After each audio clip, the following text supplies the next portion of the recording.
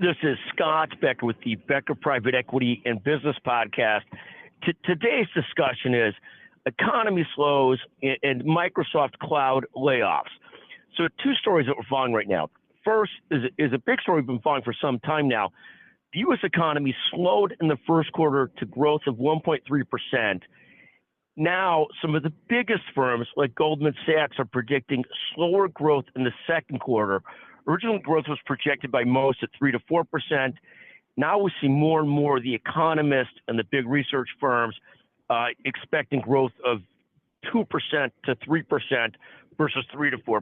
Again, as we say often, if you're looking at 2 to 3% growth, or albeit 1.3% growth, and you've got deficit spending at 6 to 8% of the economy, that's a horrible mix of numbers. The second story that we're following this morning is Microsoft, with decent-sized cloud layoffs from the Azure division.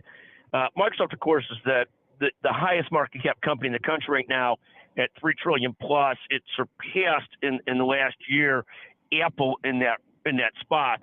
Its cloud unit, the thing that's frightening about these layoffs is their cloud unit's actually performing extremely well, and yet they're finding their ability to lay off people there based on either improved technology or other reasons.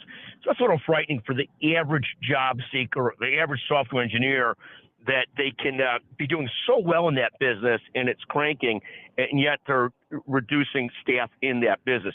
We'll have a second story on both Microsoft and Google looking at layoffs in their cloud divisions, even those are performing very, very well later today. Thank you for listening. Those are our two big stories today: economy slowing and Microsoft layoffs in its cloud division. Thank you for listening to the Becker Private Equity and Business Podcast.